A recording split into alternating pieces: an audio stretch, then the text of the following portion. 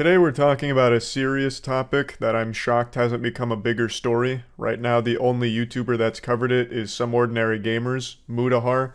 Shout out to Mudahar, he's a sweet, special little angel, a butterfly with a heart of gold. And he's been talking about this story, or talked about it yesterday, and it's been ongoing for a little while now. It involves a beloved YouTuber that I was personally a fan of, even made a video on him a long time ago, and a YouTuber that I'm sure many of you have probably heard of before. Feature Man. His channel used to have nearly 450,000 subscribers, but he's been losing a good handful of them now due to the story that's come out. And he's also deleted a ton of his videos. He's purged his whole channel, burnt down his own Library of Alexandria here, so a lot of his biggest content no longer exists, but you probably remember him from going viral a few times for how to eat a watermelon, for example, where he kind of became this wacky watermelon old guy. He really broke the magician's code with that video. He opened everyone's third eye to the truth, the optimal way of attacking a watermelon and consuming it. And his whole channel had always existed in this limbo, this fabric between dimensions, between realms of, is it satirical or is this guy serious? He's an older gentleman, and people are wondering, is he geriatric? Is he senile? Because his recipes, and that was the main bulk of his content, was like goofy recipes, were always unhinged. Like digging out a hole in a watermelon and dumping fucking onion powder and a shoelace in it and being like, yep, this is a good watermelon recipe. Or a fucking pack of Vienna sausages and then putting mustard on it and then slamming it in between 5 pieces of bread and then putting sprinkles. Like all kinds of crazy shit, really. And for a long time, he cultivated an audience where they were laughing along with him. But now nobody's laughing after a series of investigations conducted by the community revealed a very fucked up past. It turns out he's not some innocent, wholesome octogenarian just posting YouTube videos and he's a good saint or anything. He's actually just evil. He, in the past, was facing 3 consecutive life in prison charges due to infamous crimes against nature for his sexual contact with minors. And after this information came to light, Feature Man himself even posted a video, which he has now deleted, where he kind of tackled all of it head on, while tiptoeing around the actual specifics of the case. I'll play some clips from that for you real quick, and I highly recommend watching Mudahar's video on this whole thing, because he goes very in-depth going through the actual court documents as well as the newspaper clippings that the community has all put together. I'm just going to be giving you like a general breakdown of this whole situation. It's fucking rough. About 1977, I became involved with the court system once again. I was arrested. I was tried, I was convicted by a jury, and I was sentenced. And the sentence was life in prison. And the sentence was life in prison. And the sentence was life in prison. 3 lives in prison. Knowing what I know now about this man, I can't even listen to him without getting the heebie-jeebies. The way he's talking here sounds like Palpatine when he's going over the Darth Plagueis the Wise story to Anakin. Many abilities deemed unnatural. Like, it's fucking terrifying, especially given what he has done. So, this is him kind of laying out the foundation that he received these 3 life in prison charges. And he maintains that it was a complete corrupt law. This infamous crimes against nature law for which he was tried and found guilty of was a whole bunch of baloney. It was all fucking dirty barnacles and foul play. The supposed victim, it was never a minor, over 18, he makes sure to specify. And without getting into details, I will say that there was a trial, and the witness against me, and he was over 18 years of age, the witness against me admitted on the witness stand that he was lying. Darth Sidious is doing his best to placate and omit important details. He tries to talk about this infamous crimes against nature law as if the reason he fell victim to it is because it was just completely fucked up, right?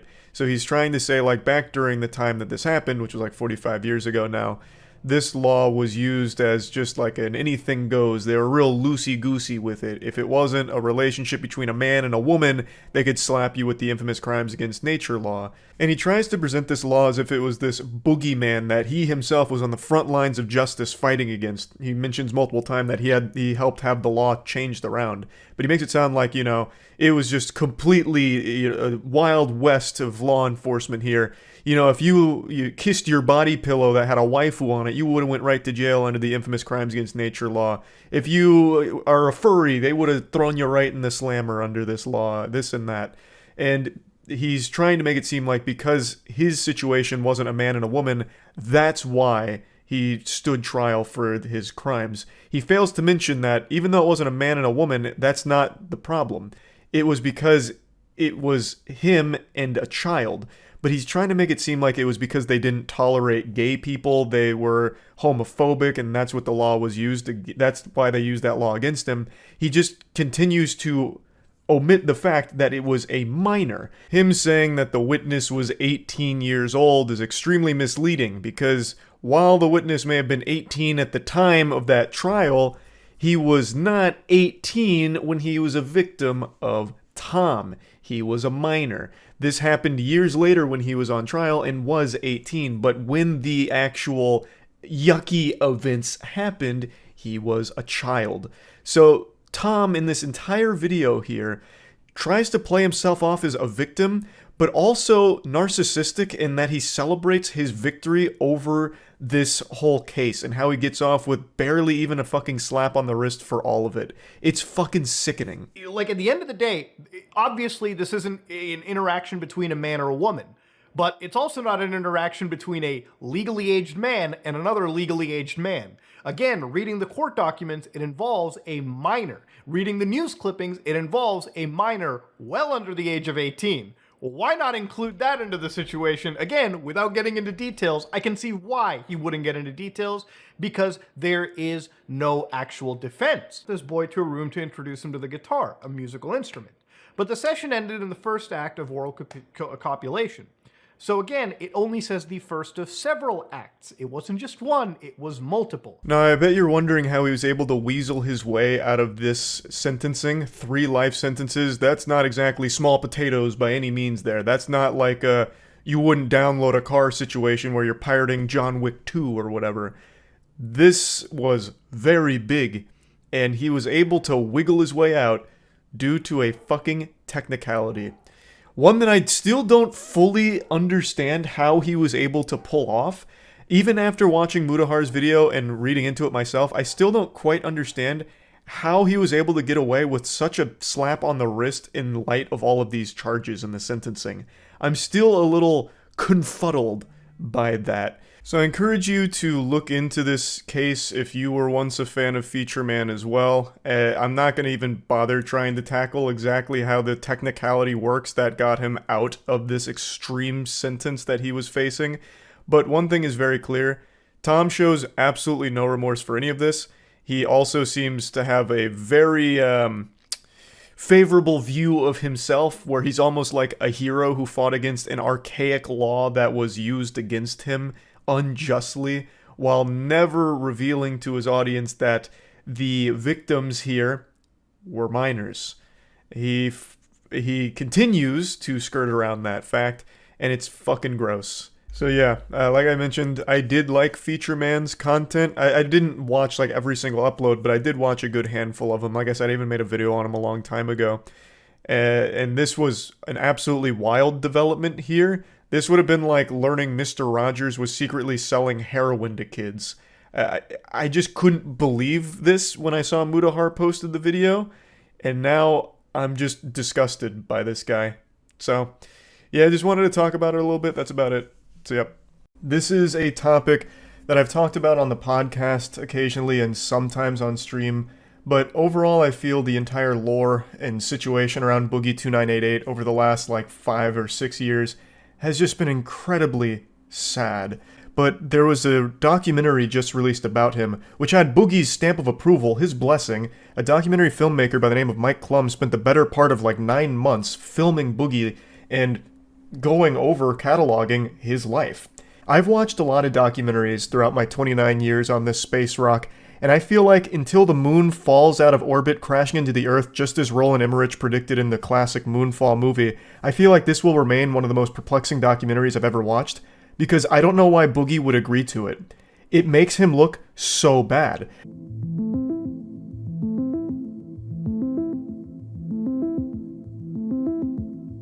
I took women on vacations, and I took them out to fancy dinners, and I took them to like Disneyland and shit.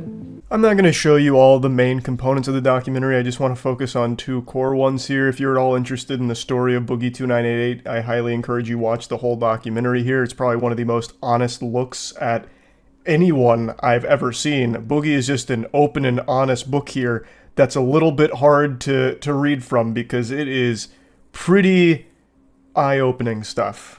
But anyway, his fall from grace on the internet is an extremely well-cataloged downfall.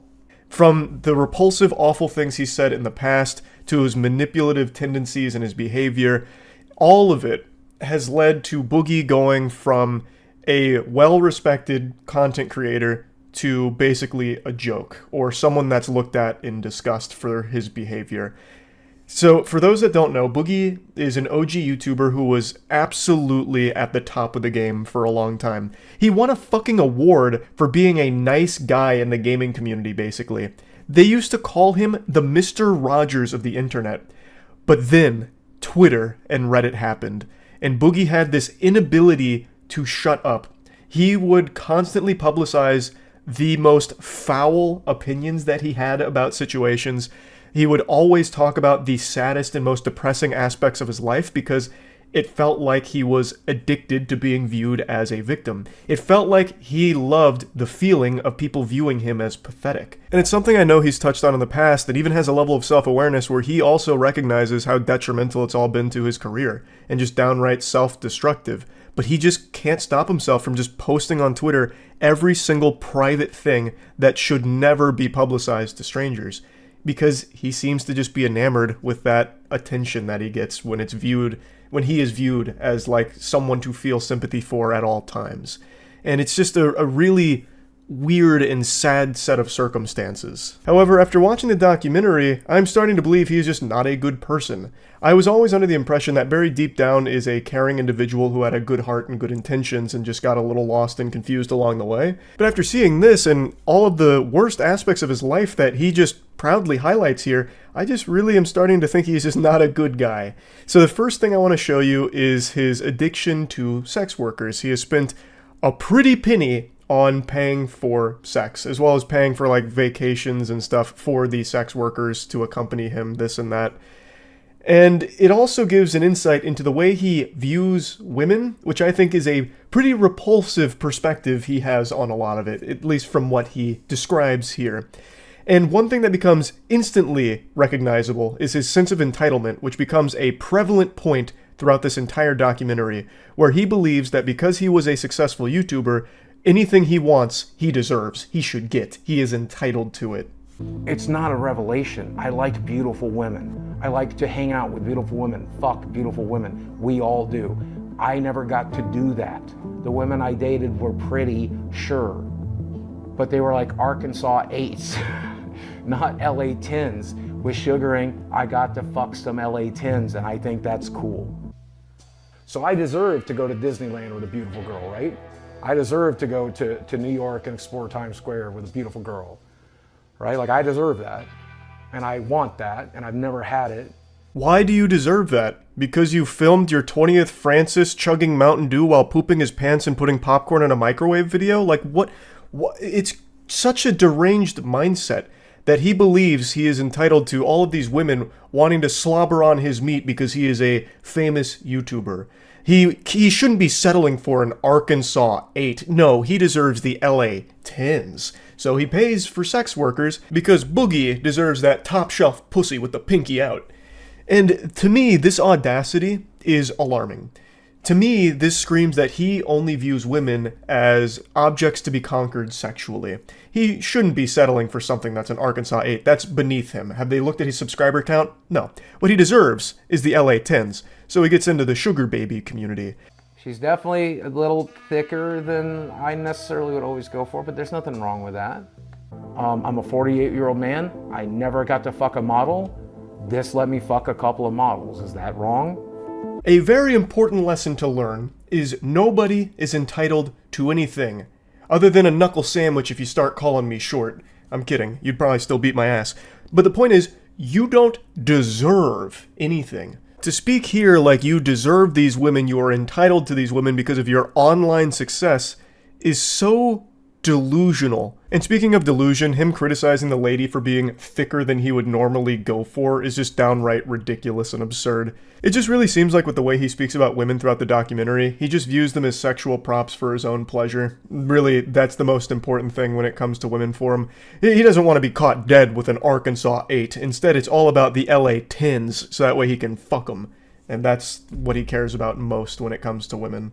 That's the impression I get listening to him talk about it. Now, this portion of the video isn't necessarily just focusing on his sex worker spending. It's talking about his reckless spending in general. At the height of Boogie's career, he was making so much money. Tons and tons, oodles of doubloons. And now, fast forward to today, he is fundamentally broke. He doesn't have any money to his name left.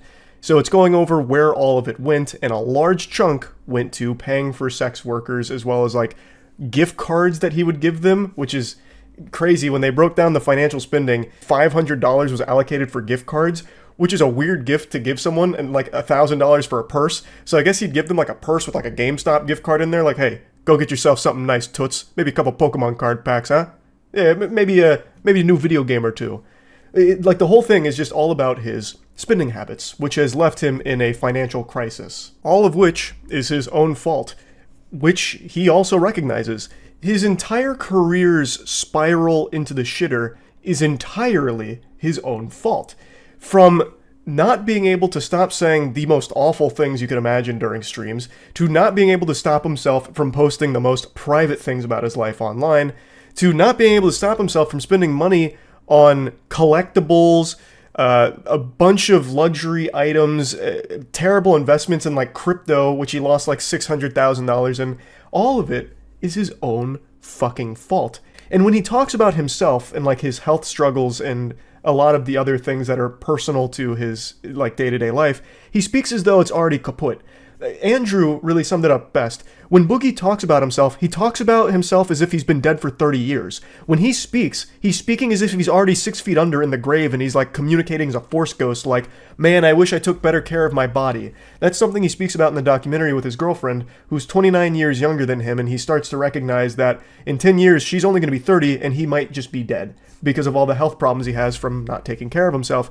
And he just speaks as though there's nothing he can do to fix it. He's just like, damn, I should have put more time into fixing my body a long time ago. You know, it's already over. When he can start now. He can still start doing that now. He can still fix his career now, work towards improving his career. But he just doesn't. He refuses to. He just speaks as though he's completely given up, which is another thing that becomes very clear in this documentary, where even though he feels this sense of entitlement, he feels as though he doesn't have to work towards anything. He just deserves all of these women. He deserves all of this money, all because at one point he was a very successful YouTuber. It's a fucking baffling and infuriating mentality to witness in this film. Now, the next thing I want to showcase here, and the last thing that I'm going to focus on in the video, is him getting another job, because YouTube has been collapsing on him, and the documentary filmmaker suggested maybe getting another job. It's also something everyone else in the world has suggested to him, getting a real job. And so he finally decides to go through with it and do like a mock interview to see if maybe he can find a position somewhere in the working world. This is Dawn. Dawn, I'm Boogie, or Steve. Okay, what do you prefer to be called? Honestly, probably Steve. Let's go with Steve. Okay, Steve. No problem. Whatever you prefer. And so you are here today because you are seeking employment. Yeah. I did work at a small gaming store back in 2006, 2007. I am disabled. recognized by the state of Arkansas, but also the United States government. There's that. Now, the downside of that is I am extremely depressed, so there's some mental health issues that we bring to the table. And then physically, I am morbidly obese. I have no references, no work history, and no education. And when you Google my name, you might see rumors that I beat my ex-wife, and I'm also a pedophile. Should mention I'm also a felon. When I first saw this clip, it wasn't in the documentary, it was floated around on Twitter. I thought it was just part of a skit. I was blown away. I was like, damn, Boogie's got some real acting chops now. He's really been hitting the thespian troupe out there training. I was like, damn, kind of a fire, comedy sketch. No, this is real. This is authentic. This is more real than my 3-point jump shot. This is actually how he conducted himself during this interview. Now, of course, this isn't a job interview per se. It's to try and help find him work. But he goes in here and just intentionally sabotages it. This is not as though he's really taking it seriously. He's taking the piss here, if you ask me. And that becomes extremely clear because after the fact, he says that he can't just get a real job or anything. He has 4 million YouTube subscribers. A job is beneath him. So I feel as though he went in here and just intentionally wasted her time and his time. It's in the time of the documentary filmmakers. Because this is just, no one would do this. To go in there and say shit like this, talking about if you Googled his name, you'd find out that he has rumors that he beat his wife or that he's a pedophile. Like, what the fuck? Okay. What's the nature of your felony? Aggravated assault. How old is it? About 2 years. Okay. So I think there are some avenues you could explore. I definitely don't think it's impossible, but you have some challenges. Yeah. Lots of things in life are about your mindset, and you're using weight and disability. I can't. If that is the attitude that you're going to have when you approach everything, then you can't, and you won't. I did work in the porn industry for the better part of 7 years, so I mean... Be real with me. Do you really think it would be a good idea to go to a real interview and reference porn? It depended on the job, I would think. I love that she immediately picked up on what everyone else on the internet has also picked up on over the years. She nails it immediately. His mentality is, I can't, just giving up on everything. That is how he's approached everything online, yet still feels a sense of entitlement where he shouldn't need to put a whole lot of effort into YouTube or anything. People should just be giving him money for existing. She picks up on that mindset right away. That's how clearly he wears this on his sleeve. It's his whole personality of just feel sorry for me, and here's the reasons why you should feel sorry for me. And it's super upsetting because it doesn't have to be that way. Again, he's still alive. He can fix things, work towards things, improve things if he wanted to, but he fucking refuses to. And when the lady does say, like, hey, look, it's not impossible, you do have some challenges, he decides to go even harder to make it even more difficult by saying, oh, I also worked in the porn industry. To which she's dumbfounded, like, would you really say that during a real interview? Because he's clearly just trying to ruin this. He doesn't want a real working job outside of YouTube or anything. And he makes that super clear with this phone call with this message he leaves the documentary filmmaker. Violent crimes or sexual crimes have to be... Hey, Mike. Listen, dude. I know we're making this documentary and everything, and I know you think I need to get a real job, but I just want to let you know I'm not going to. I'm not going to walk into some job when I have 4 million subscribers on YouTube. I'm one of the original YouTubers. What I'm going to do instead is go back to making content. Go lay down. Go lay down. Go lay down. Good job. Yeah, so I mean, things aren't great. People are still mad at me on YouTube. That fucking ego is infuriating. One of the OG YouTubers, I can't just get a fucking job. This is ridiculous. 4 million subscribers on YouTube. That's for plebeians, not for Boogie. At one point in this documentary, he mentions that he must have covert narcissism or something, and he absolutely is a narcissist, 100%. I'm not a medical professional or anything, I can't actually diagnose it, but everything that is showcased in this documentary feels like it's narcissistic personality disorder. What's crazy is I haven't even touched on the saddest parts of the documentary.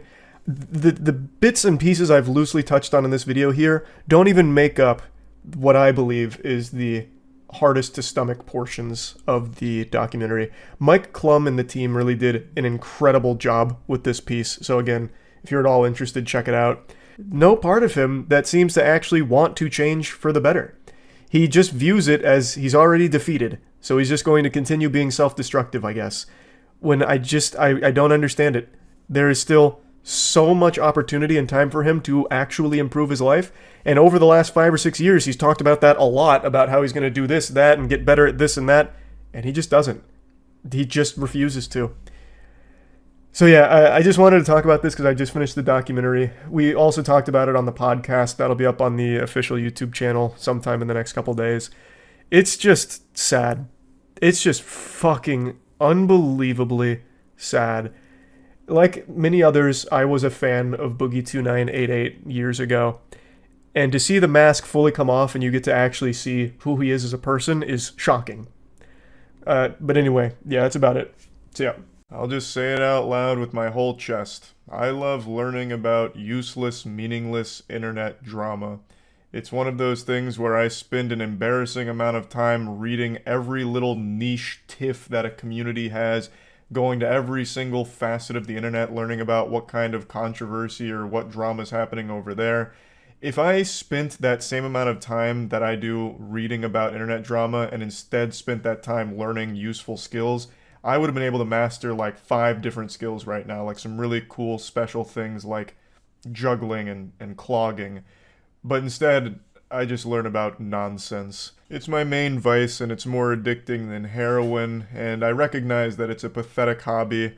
It'd be less embarrassing if I just made fursuits in my spare time than read about internet drama. But regardless, the reason I'm talking about it today is because I recently watched Wavy Web Surf's new video on YouTubers that are in prison, and I was confident that I would know everyone that he was about to speak on, and I did know all of them except one.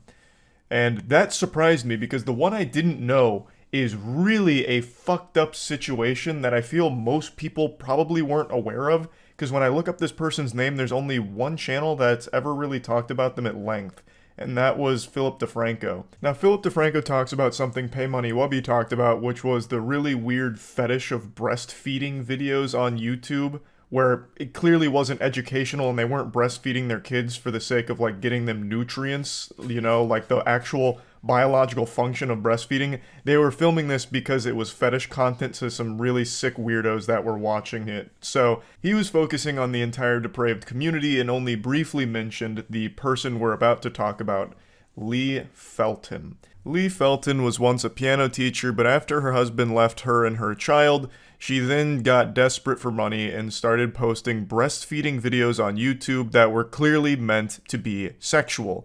For those that don't know, YouTube has always had an exception to their nudity policy if the content is educational. And they used to have that for artistic expression as well, but that started getting abused. A lot of people recognized a loophole there where you could claim anything was artistic and then just have full nudity on YouTube. I remember a couple of classic bangers, such as the girl who opened a can of SpaghettiOs with her pussy and then like dumped the SpaghettiOs on the floor and called it modern art, or the absolute timeless masterpiece of the older woman who dressed in a morph suit but then cut the pussy out, so she just have her vagina on full display, and then she had a man pick her up and carry her around while she peed everywhere in a circle.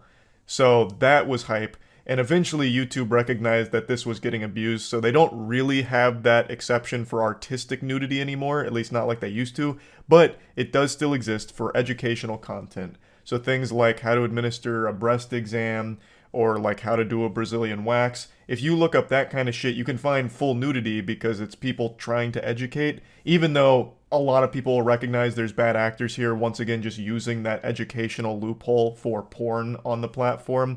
But the point is, and there's also naked yoga on YouTube, fully nude yoga that they claim is educational on poses and how the human body reacts to the poses. I'm getting sidetracked. There is a loophole for nudity on the platform as long as it's educational. And Lee Felton, it took advantage of that. She started making this breastfeeding content where she just had her titties out and she'd have her child being breastfed.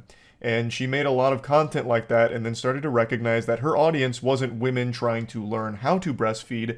It was creepy, absolute fucking worms that were watching her to jerk off. It was sexual. so she started to lean into it. Lee reportedly made breastfeeding videos where she rubbed herself and her child down in oil and shoved her breasts in the baby's face. Lee would give her videos titles akin to something you might find on an adult website. Titles such as Slip and Slide and Mommy's a Whore. Jesus fucking Christ. Jesus fucking Christ is right. So Lee Felton turned to the ultimate dark side. She was not only producing this pornographic material, but she was selling unlisted links to the videos to these absolute fucking degenerates.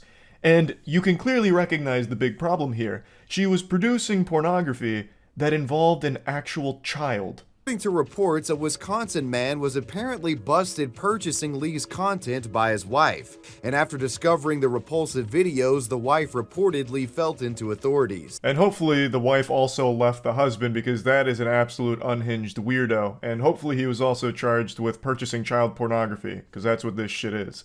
You have porn that involves a child. It's child pornography. And initially she was facing an absolute grocery list here of charges: 34 counts of capital sexual battery, plus other charges of promoting a sexual performance by a child, possession of child pornography, and lewd and lascivious molestation, crimes that could have carried a life sentence, but she was only found guilty on one of the charges, which carried a 10-year sentence. Now, let's go over a little bit more of what Wavy Web Surf points out, which is how she defended these actions in the case. During her trial, she would describe her videos as a, quote, silly little playful thing, and that she doesn't believe it's criminal. A silly little playful thing, huh? Fucking menace. What a fiend. Oh, so goofy to produce porn that involves a child that is in your porn. Man, how wacky. Oh, wow, goodness graciously. This was her entire stance during the case, that it wasn't serious, and that she was also going through mental health struggles, which led to her doing this. She said that she had finally got attention that she had been craving for so long, so she leaned into it even further, but it was never serious, and it wasn't criminal or bad or anything. It was just a playful thing that she was also charging money for. That was clearly sexually charged, because a lot of the titles like Mommy's a Whore and Good Little Boy were being sold as the unlisted videos, but for some reason she still tried to play it off like, oh, it's just so silly, that's all, you guys are overreacting. That was her absolute lobotomized take during all of it. And her lawyers were just as smooth-brained. They tried to argue that everything she did was protected by free speech. I'm not even fucking kidding, I'm not making that up. They made this a free speech argument, that she should be able, and it's not criminal, for her to breastfeed her child in these sexually charged fetish videos because it's a free speech expression. Lee Felton's defense attempted to argue that her breastfeeding videos fell under free speech protection, but nobody was buying this defense. A Tallahassee sheriff's lieutenant puts it best. Quote, "The video was clearly not done for the purpose of education or artistic display. Based on the content and the fact that it's being sold by Felton, it is clear this video is for sexual purposes." Fucking obviously. This is not a free speech issue. I love free speech. I hate censorship. You know what this isn't? Free speech. And it's not censorship. You can't just use this as a catch-all term or defense like, what do you mean I can't dismember my neighbor when I'm upset? What about free speech, huh? Do we not live in a free country? I can't go over there and just fucking decapitate him? Come on. What? Are you serious? I don't want to live in a society where Lee Felton can't produce sexual breastfeeding videos for people to enjoy. Oh my goodness. What happened to free speech? It's fucking lunacy. It's absolute craziness that that's what they tried. But what's even more insulting is that it must have worked to some degree, because her charges, all 34 of them, she was found not guilty on, except for one. But that charge carried a 10-year sentence, so she is still spending a significant time behind bars, but not as long as she should, I would argue. She of course lost custody of her child, but I really don't understand why they reduced the sentence so much. There was overwhelming evidence against her, with tons of videos as well as tons of receipts of the videos being sold to like 40 or 50 different clients allegedly. Like that, I still feel like 10 years was a pretty light sentence for all of this, with all of that considered, but whatever. Anyway, Just wanted to talk about this because I found this to be a pretty interesting story that I'd never heard of before. So huge hats off to Wavy Web Surf for finding this and talking about it, because this was a really interesting and really fucked up one. That's about it. So yeah.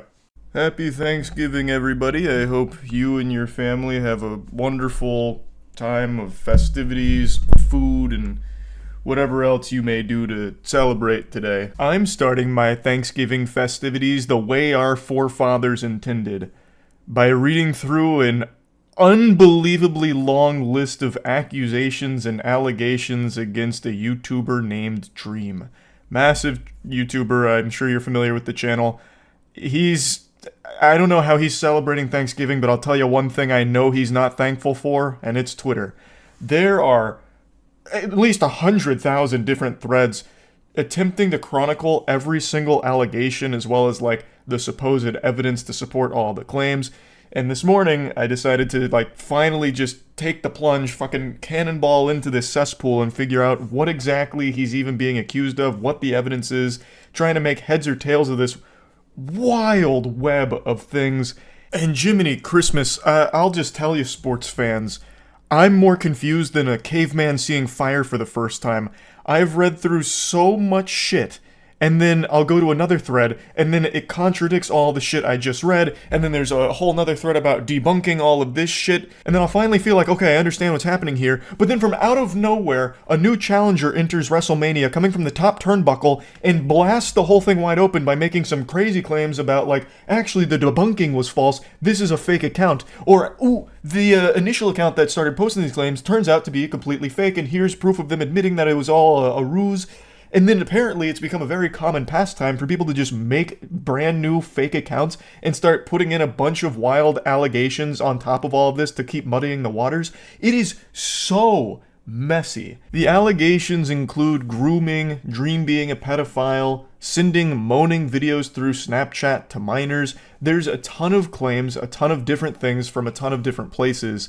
And throughout trying to follow all of it, as well as the evidence, everything just keeps getting flipped around, and it's been extremely difficult to figure out what you can trust and what you can't. A lot of the claims do seem very believable, and some of the evidence seems credible, but none of it's 100% concrete proof of anything. I truly believe Dream is a narcissist. I think most people believe that, and I think Dream knows his audience mainly skews towards kids. Dream's audience has always been on the younger side of things, and yet Dream constantly engages with them in very inappropriate ways, such as posting thirst traps, some of the things he says, all of that very public and very well documented. I think all of it's very creepy, and I've said that quite a bit in the past. So I think with his history of doing things like that, it makes a lot of the claims have a lot more weight to them because they're much more believable, knowing that Dream publicly does encourage his fans to be parasocial. He does post thirst traps, even knowing that his fans are children, which I personally believe is a creepy thing to do with the audience he has. So when these claims come out, I think a lot of people start to take them at face value because they're like, oh, that sounds like the Dream that I know. This sounds like something Dream might do, so it's probably true. Even though right now a lot of the evidence backing it up isn't the strongest. Even there is evidence, sure, but it's nothing that 100% condemns him or 100% shows that the claims being made are accurate. Let me give you an example of one that blew up a couple days ago during the whole Dream did what Twitter trend. So Dream was accused of sending moaning videos through Snapchat to minors, and here's the evidence for that.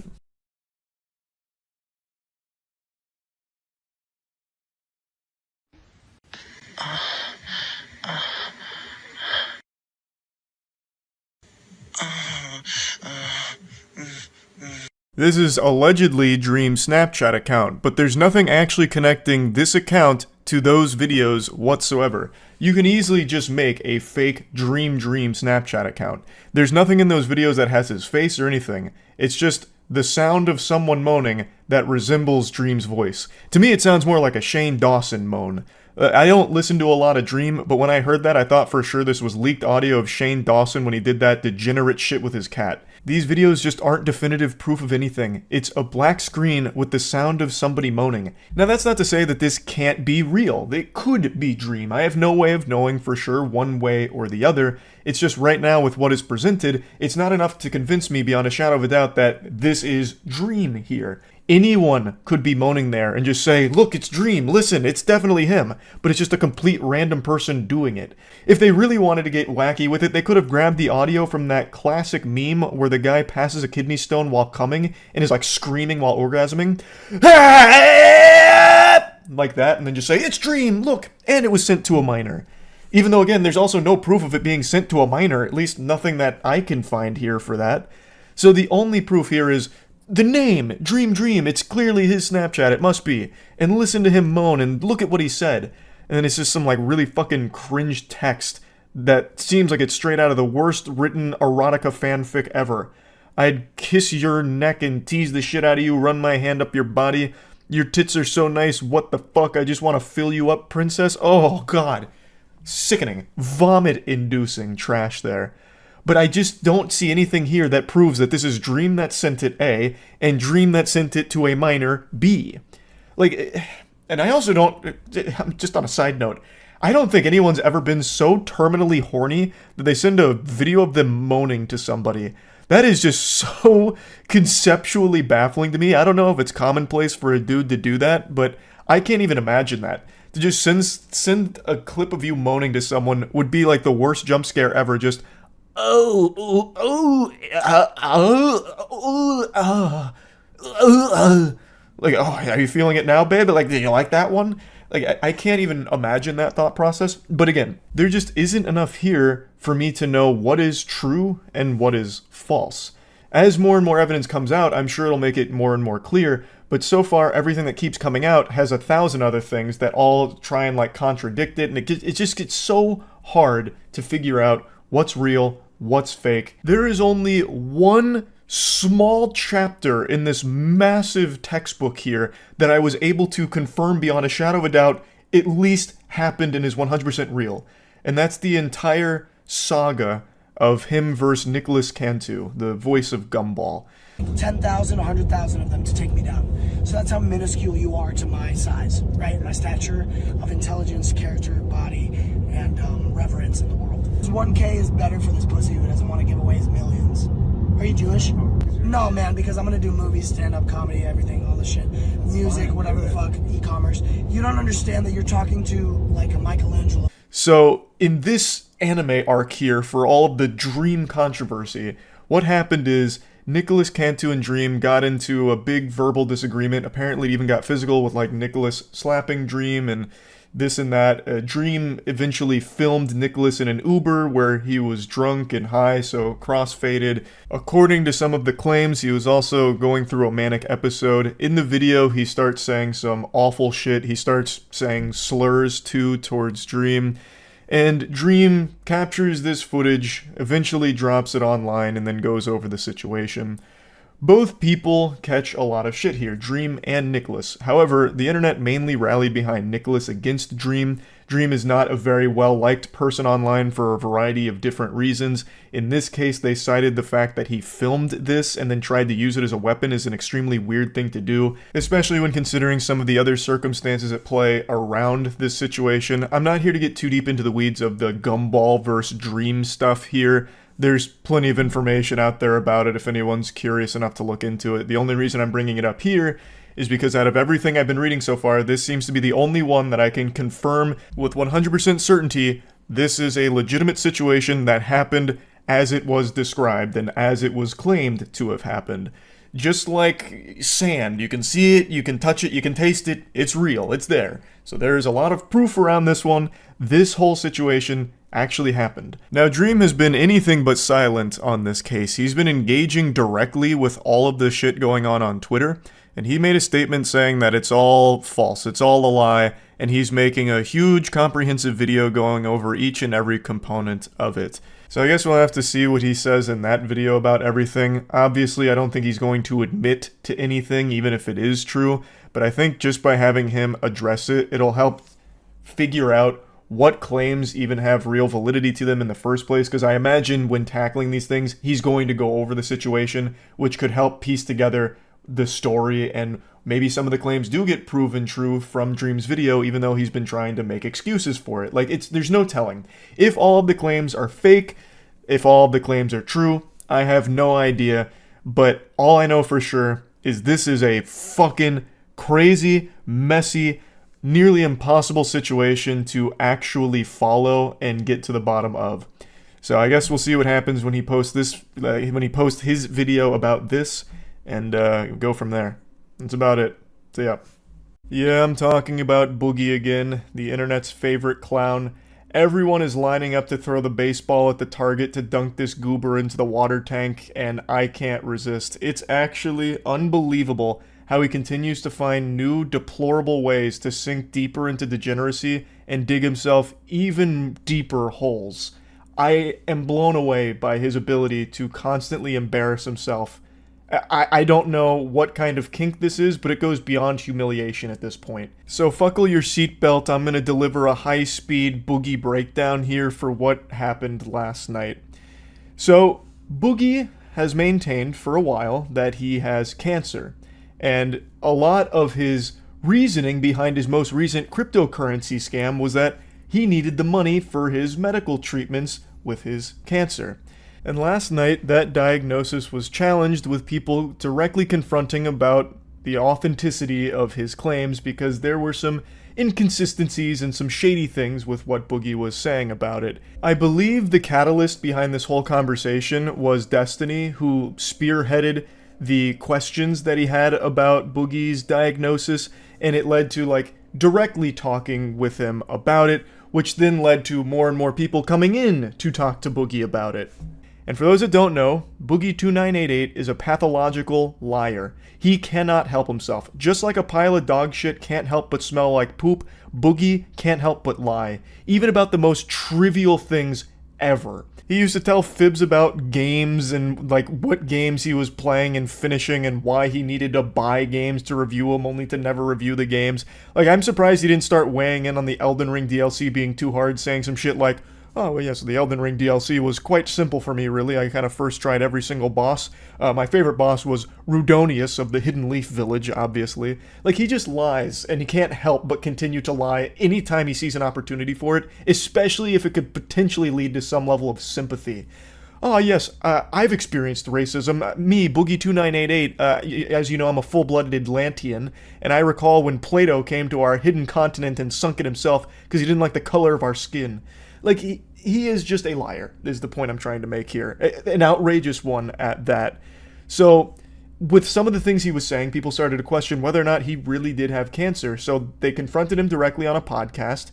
And throughout the 3 or so hours that he was on the podcast there, he chose the worst possible dialogue options every single time.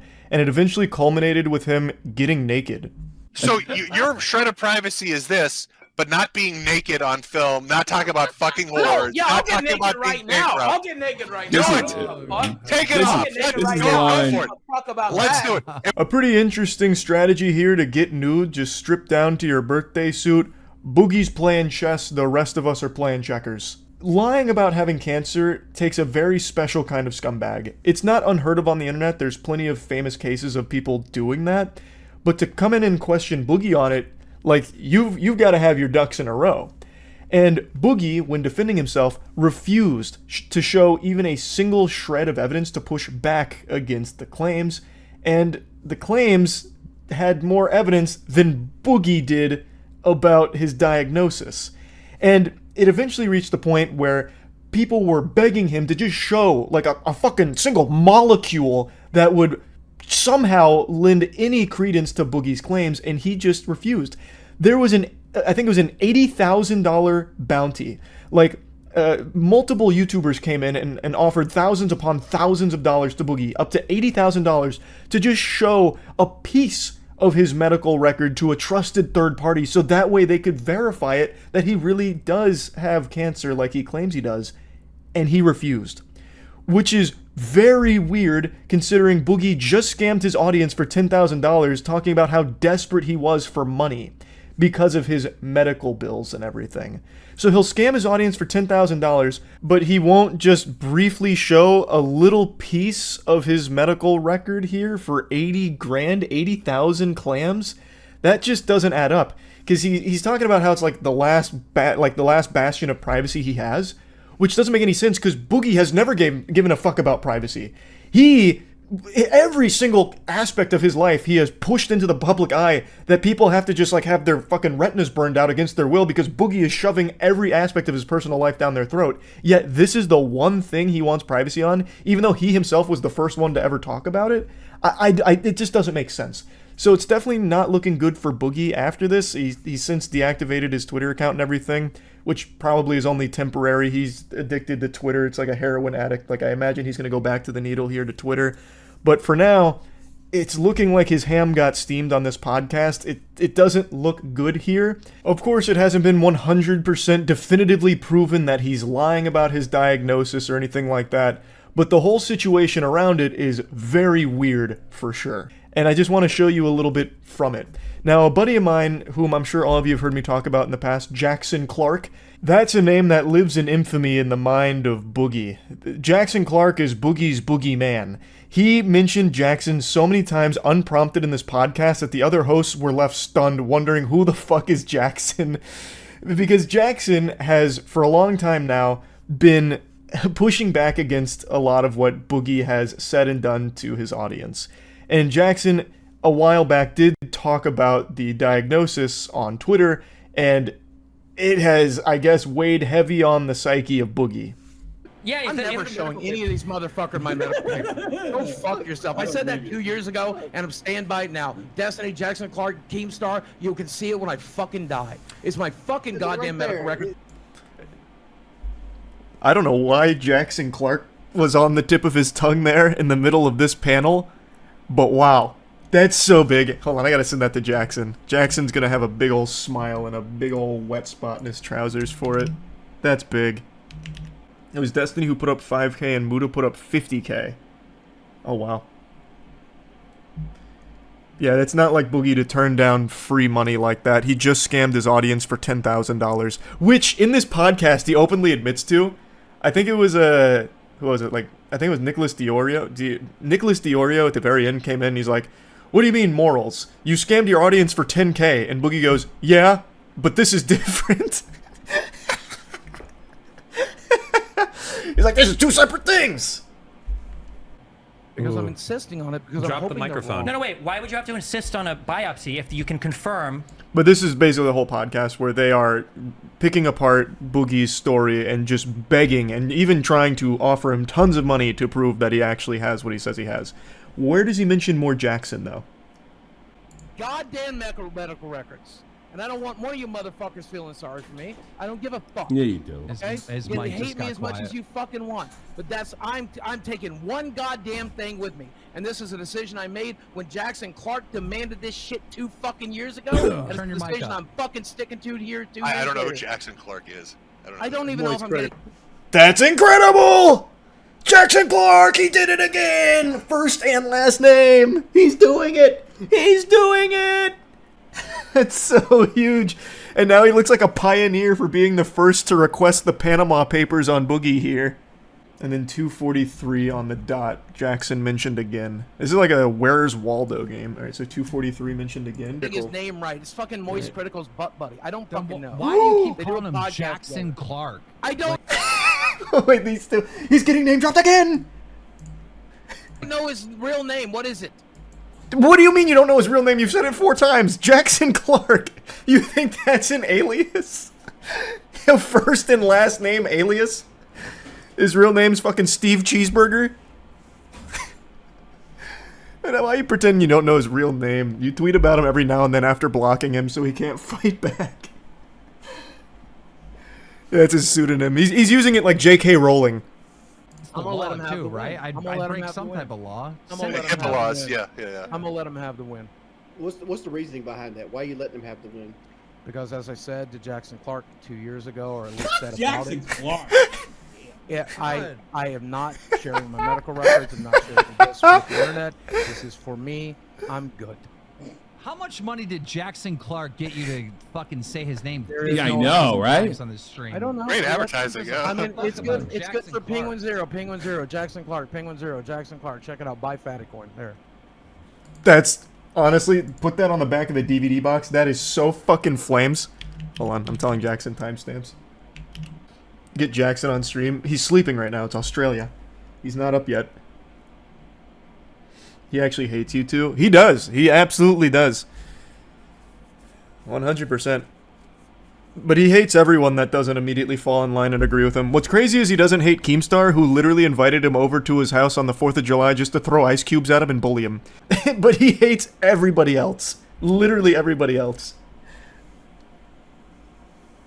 It's so odd. It's super weird.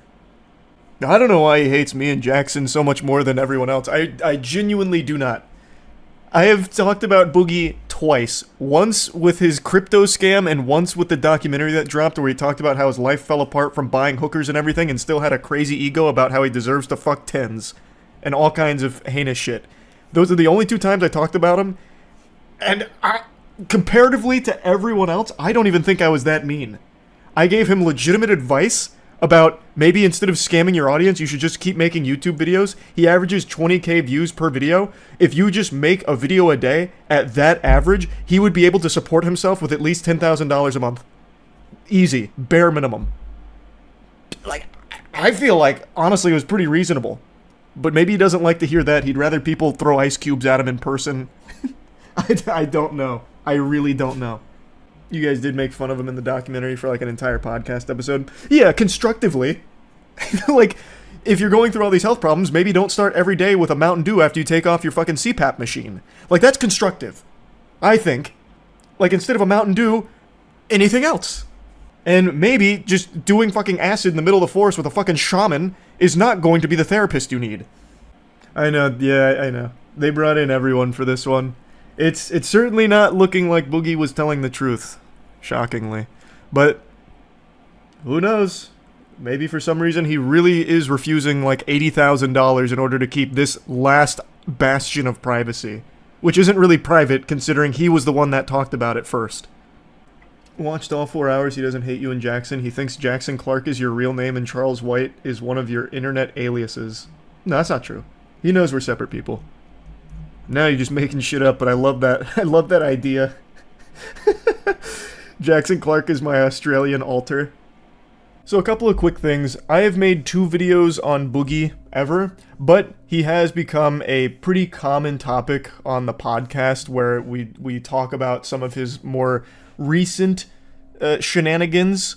So maybe that's where he's hearing a lot of it from, because in videos it's only been 2 from me, and on the podcast it's not just me, it's everyone kind of just going over like the Boogie recap on what he's doing right now and why he probably shouldn't be doing what he's doing right now and how he can do things that are better than that. Like maybe that's where he's seeing a lot of it from, where he gets this idea that I'm always, shitting on him or whatever. And the other thing I actually want to dive into a little bit is where I briefly mentioned that if Boogie would just make a video a day, or at least increase the frequency in which he creates content, he would be able to support himself. And he wouldn't need to resort to scams or lies or these elaborate ruses to try and squeeze milk from a stone here and shake down the last remaining audience he has for their lunch money. He could just support himself through what he used to do, which was make content. Yes, he lost most of his audience once they started to take a peek behind the mask, the facade that he put up, then they noticed that he's like the goddamn Babadook, right? He's a monster. But his channel was so big that even losing the majority of his audience still leaves him with a very sizable audience left. That's bigger than like 99% of other channels on the platform already. And averaging between 20 to 30,000 views per video is sustainable. I have another channel, and I've talked about it a couple of times, called Skill Check. And this is for all of the nerdy shit that I love to do. It's pretty niche. So Dungeons and Dragons and trading card games. Right now, mainly Magic the Gathering Commander, but we're branching into more Yu-Gi-Oh! And One Piece TCG content. I have a huge passion for this shit. And the average views on the videos for that channel is right around 30 to 40,000-ish. Sometimes they pop off like the Commander game with Wubby or the Shot Caller Commander game, but the average is between like 30 to 40,000 across the whole channel.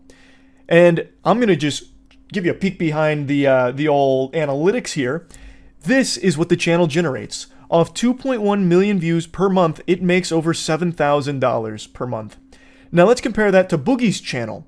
Boogie, even when not creating content, his channel basically just gathers fucking cobwebs because he doesn't want to put any work in and make stuff.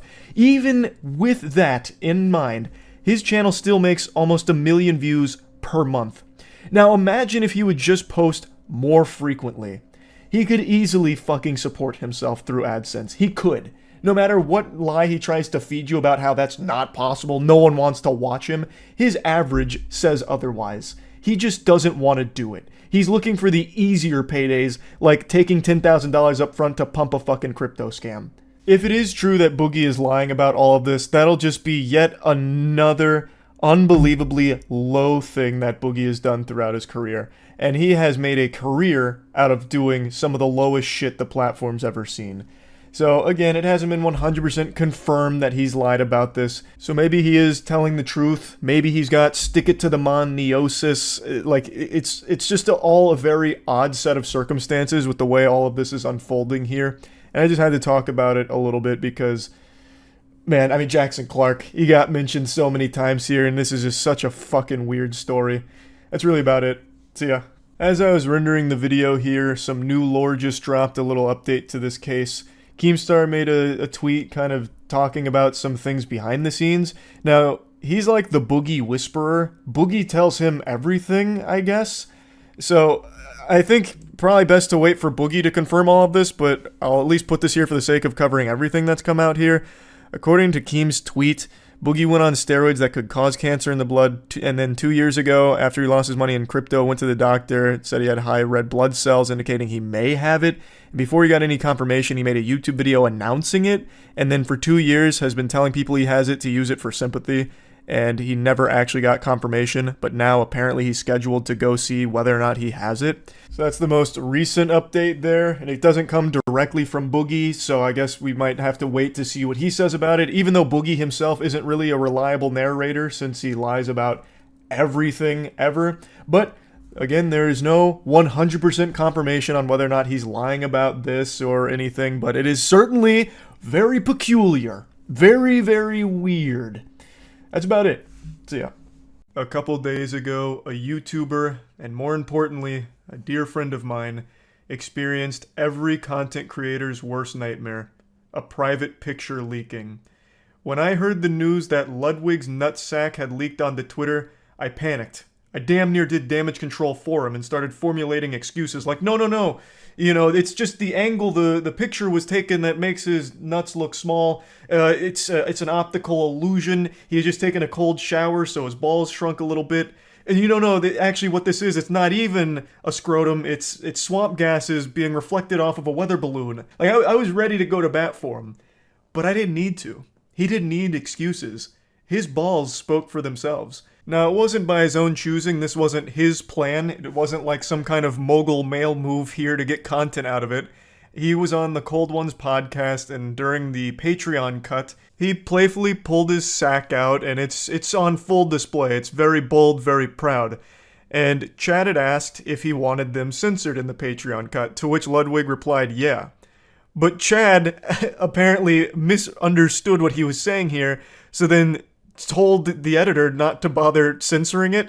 So then on the Patreon cut, his nuts were just fully there, to Ludwig and all of Twitter's surprise. I'm sure a lot of you are curious how his nuts ended up on camera in the first place. Like, was it a freak accident? Like, they were just talking, then his balls flew out of his pants or something? Well, I'll explain quickly. On the Cold Ones podcast, there's a lot of alcohol consumption, and Ludwig was many shots deep, and he willingly brought out his sack and expected it to be censored, but it wasn't. It's just that simple. The whole episode's pretty wild. There's a point where Ludwig pukes, and Max then dips his food into the puke and says, you know, thanks for the dip, and then eats it. Shit goes real hard. So, you know, his nuts being out was probably like the least shocking thing from the episode, but Unfortunately, it wasn't censored, so it ended up getting onto Twitter. Now, this is what I really wanted to focus on here. Not even so much the testicle flesh parachute itself, more so how he's handled the situation. So Chad has profusely apologized for it. I'm sure he feels pretty terrible for it. But Ludwig has taken it like an absolute king. He's just addressing it fully, making a joke out of it, and he seems to just be in great spirits about it. And when you have balls that are that aesthetic, like they were almost made to be photographed, I could see why it probably wouldn't bother you that much. But it got me thinking about how I'd handle this kind of situation, because I feel like I have tiny nuts. If I whipped them out and dangled them in front of this camera right now, you'd have no idea that I'm dangling my testicles. You'd probably think that I'm holding 2 almonds up to the camera lens. So I got to thinking, would I be able to handle something like this as graciously as Ludwig? And my answer is maybe. I feel like it would really depend on the conditions of my dick pic or testicle leak. Whether, like, I'm in prime competing condition, like if I'm fully erect, half chub, or fully flaccid. Fully flaccid, I'd get extremely insecure, and I'd probably be, like, almost threatened. Like, I'd feel challenged, like, oh, everyone thinks this is what my dick looks like at its peak? No, no, no, no. So then I'd have to take another dick pic after I've got myself chubbed a bit. Such is the curse of being a grower instead of a shower. Fun statistical fact to make some of you feel better, 79% of all men are growers, not showers. Being a shower is like being a shiny Pokemon, it's a statistical anomaly. Now, of course, this is talking about the penis itself. What Ludwig had leak was his sack, and I still feel like my sack would need some flattering angles in order for me to feel like super comfortable with it being out there. But my cock in particular, I know I would need it to be at least semi-erect. As a grower, when I'm performing, it's about 6.5 inches, but flaccid, we're talking like 3.5-ish. That's not amazing, that's not super photogenic, that's not gonna be like a great picture. So it really just depends, but overall, I don't think I'd be able to have as much class with something like this as Ludwig does, but I do think over time, I'd become more numb to it. Like, it'd be extremely on-brand if my scrotum leaked. Like, that's just one of those things like you're kind of expecting. I'm honestly shocked Ludwig's sack is out there before mine. I never take dick pics or anything. In fact, I don't like to be photographed naked. I'm like more elusive with naked photographs than Bigfoot. But even still, if something like this was to happen, I would have expected me to be first as opposed to Ludwig. But yeah, overall, I just don't think I'd be able to be as calm about this situation as Ludwig has been, and I think he's doing it the right way. Overall, I just find the way Ludwig's gone about this to be admirable. I was talking about it on stream the other day, so I'll go ahead and play a couple clips from there and then get back into talking about it a little bit deeper. Did you see Ludwig's massive balls? I did. I am shocked Ludwig did a ball reveal before pretty much anyone else. Yeah, Ludwig showed his whole sack on the Cold Ones Patreon cut, and it leaked to Twitter, so now his balls are all over Twitter. Got that whole scroty action out. Flopping in the wind now on Twitter. He's being a great sport about it, though. Handling it like a champ. He's also got a hairless sack, too, which is crazy. If my nuts leaked, you'd have no idea. You'd think it'd be like a piece of gum that fell into like a barbershop mess of hair on the ground. He probably shaves them. So do I, but I still have like so much hair on my sack. I don't know, it's hard to get all of it. My pubes are well kept, but my nutsack hair, it goes so wild for no reason. It's got a mind of its own. It's like fighting for freedom down there on my sack. It just will not stay groomed. He said he thinks they're small. What, his nuts? No, he's got good-sized nuts. Strong nuts. A lot of good DNA in that sack. Thought you were joking, they look clean though? No, yeah, he's got like an actual bald sack. He's blessed. Bro uses Nair. That's a name I've not heard in many moons. I actually remember trying Nair. I used to be really embarrassed of my facial hair. So I tried Nair once because my mom saw it on TV and said like, you know, I know you don't like this, maybe try it. So we got Nair. It just fucking chemical burned my face. Yeah, I had no idea it wasn't supposed to be on your face, so I tried to get rid of my stash. Because my stash would always grow in ferociously. I just fucking burned the shit out of my face. Doesn't it also stink really bad? Yeah, because it's just like fucking incinerating your flesh. It's like cremating my upper lip. As I sit here and stew on it and let it marinate, I feel like maybe the reason why I'd be more embarrassed about it than Ludwig is simply for the fact that his balls are fit for a king and mine are fit for like a court jester. And I think it might be due to like the hairiness of it. So maybe I just need to groom it a bit better. Like, I manscape, like, frequently, but for some reason the hair on my nutsack is always fighting for its life and just so resilient. So it'll keep growing back in weird angles and it gets all, like, squiggly and shit. So maybe that's more the reason why I feel like I wouldn't be able to navigate it as well as Lud. But I'm not positive. And I also don't want to test the theory and put myself in the hot water. I'm not exactly going to whip out my sack on camera right now. But can you imagine what a power move it would be if I did?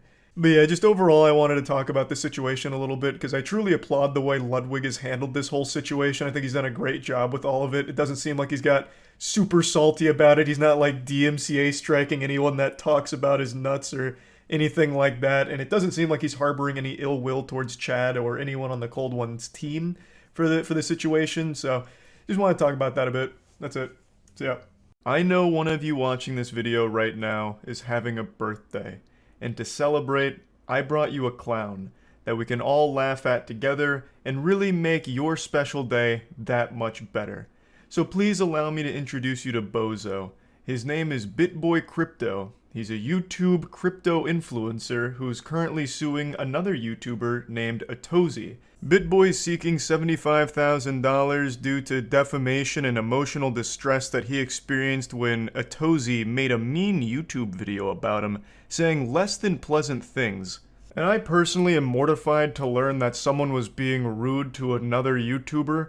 That just makes my blood boil. That's just fucking unacceptable. So this lawsuit is one that's really hitting close to home here. Atozy was not playing by standard Weenie Hut Jr. rules, clearly. He made a video talking about BitBoy's past with shady crypto and just the general history of sketchy shit, which made BitBoy upset enough to file a lawsuit against him for the video. Now, I'm not here to opine on whether or not BitBoy is a scammer or anything. I'm not here to make any claims against him or any allegations. I'm just here to make fun of him. So don't worry, BitBoy. Don't blow a gasket here. I'm not going to defame you. I'm just here to laugh at you. Every now and then, some pathetic, stinky worm decides it's a good idea to try and legally strong-arm a YouTuber they don't like with some lawsuit to scare them, or get money out of them, or get the video taken down, or something like that.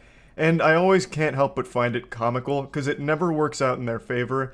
This whole thing was about him being, upset and riddled with anxiety, worrying that Atozy's video ruined his reputation, even though BitBoy's lawsuit has done significantly more damage than Atozy could have ever done. Angrily filing a frivolous lawsuit on the internet is like publicly guillotining yourself. It's reputational suicide. I promise you, Atozy's video did negligible damage to your brand. However, you have just completely wiped your ass with it.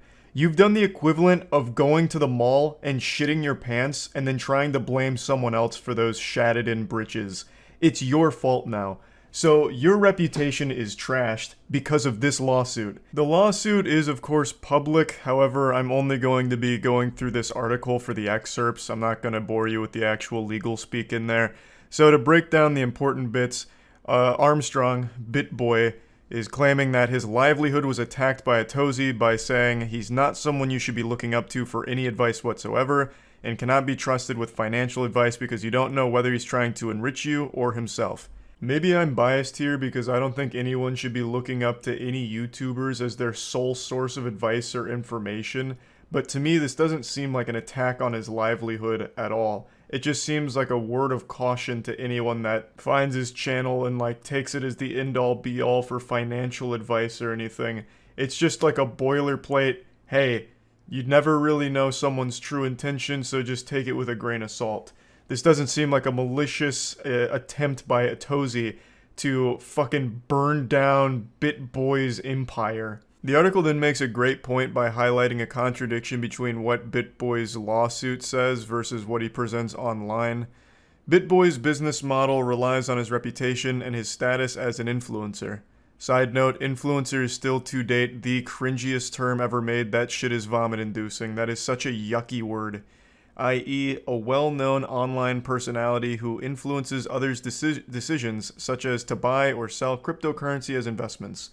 The complaint reads, introducing as fact that he is an industry-leading source of reliable commentary with respect to investments in cryptocurrency. Further, the lawsuit asks, can there be a more damaging assertion for someone like BitBoy Crypto who engages in the business of providing advice and commentary on cryptocurrency investments? Basically summarizing that the lawsuit portrays BitBoy Crypto as like an actual leading authority in the field of crypto investments and advice. However, it's a different song and dance when it comes to his online presence and what he himself identifies as. But on BitBoy's YouTube channel, he says his content is for general information purposes only, and cautions, please be advised that I am not a professional advisor in business areas involving finance, cryptocurrency, taxation, securities and commodities, trading, or the practice of law. Nothing written or discussed is intended to be construed or relied upon as investment, financial, legal, regulatory, accounting, tax, or similar advice, nor should it be. You can see a big disconnect here. He's living a double life, a Jekyll and Hyde situation. In the lawsuit, BitBoy's described as like a leading expert in cryptocurrency advice and investment opportunities and shit like that. Fucking Giga Chad crypto god. So to say otherwise is blasphemous. You can't use the Lord's name in vain here, so it's super damaging to claim that he's not the, preeminent expert on crypto. But then you go to his YouTube channel and he's no longer this Sigma male. Now he's all shy. Oh, well, I guess I'm just making crypto content for general information purposes only. I am not an expert, so don't take my advice as the end-all be-all for crypto investment advice or information. So which is it? Is he a turbo-barbarian, industry-leading authority on crypto news and investment advice, like the lawsuit claims? Or is he just another fucking crypto bro clickbait douchebag YouTuber? Even aside from the very different tone on what BitBoy's role actually is, whether he's a leading expert or not, it still is a completely baseless lawsuit because he has no leg to stand on. In the article, it even mentions that Armstrong has openly talked about some of the failures he's endorsed. Armstrong's lawsuit says the allegation is without any factual support. However, a CNBC story last week reported that Armstrong made over $100,000 a month promoting cryptocurrencies, including $30,000 alone for the failed DistX cryptocurrency. That's a practice he says he now regrets because it led to some painful losses for his own viewers, CNBC wrote. Armstrong also promoted other fly-by-night projects like Ethereum Yield, Cypherium, and MYX Network. When those projects failed, he deleted the videos from his channel. So what you're doing here is just highlighting even more so the awful shit you've done. Atozy made a general summation, like a history of the weird and sketchy, shady practices you've engaged in, which he's more than in his right to do, and you suing him to try and keep it under wraps and squeeze $75,000 out of him has shined an even brighter light on this kind of information. I would have never known that you've done these things. But since I and many others were laughing at you for this lawsuit, this information started to surface, which I imagine can't be great for business. The number one defense against defamation is the truth, and it's starting to look like that might be on Atozy's side here. Once again, I'm not here to toss around any allegations, I'm not here pointing the finger, accusing you of anything, other than just being an entertaining, silly little goofy goober for this lawsuit. The article finishes with one more excerpt from the lawsuit saying that BitBoy's emotional state is fragile, and he now suffers from severe anxiety that he will be perceived as a felon, a fraud, and untrustworthy in business or in general. The suit goes on to say that BitBoy now has recurring bouts of depression about whether defendants' defamatory statements will harm Armstrong financially and socially, and whether he'll be able to recover his good reputation in business as a result. You know what loses people's faith in you faster than just a random YouTube video? You making an absolute fucking fool of yourself by lashing out with a frivolous lawsuit. How do you expect your community to trust you going forward, even setting aside all of the scamming accusations? After this lawsuit, how do your viewers perceive you? Oh, fuck, I can't speak out against this guy. He's ruling with an iron fist. I don't want to say anything less than tasteful. It might flare up his goddamn PTSD from being called a dirtbag on YouTube and he'll sue me. Shit. Oh, man, BitBoy's really off the hinges now. Like, you lose faith and trust in your community because of this lawsuit, not because of his video. The people that watched Atozy's video aren't watching you, BitBoy. The people watching you are either geriatric or too fucking stupid to even find Atozy's channel in the first place. So you weren't losing money. You weren't suffering damages financially, which is why you're not claiming like actual damages or losses, because it's fucking crypto and you can't prove it. So you're just claiming emotional distress, saying that you need 75 grand to wipe your tears with in order to feel better about one guy calling you a dirtbag. It's absolutely pathetic, and it's a super see-through attempt to try and strong-arm someone who's probably unfamiliar with the law and try and scare them. It's sickening. It's just a blatant attempt to try and bully a guy who called you out on YouTube. It's fucking sad. Trying to state things like anxiety and depression from what? Him just talking about you? Like mentioning your history and giving his opinion on your practices? It makes no sense, and I think it's very wrong. And now you look real stupid. Like you just seem like a completely insecure, untrustworthy asshole.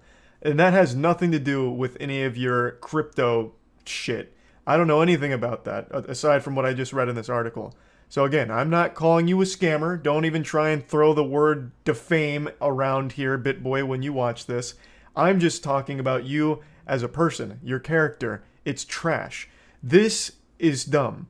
And I can't stand it when people like BitBoy do this kind of shit, where they try and sue someone over absolute nonsense. So anyway, I just wanted to talk about this a little bit because it happens every now and then and it always gets me a little fired up. So I wanted to at least bring it up. That's about it. See ya.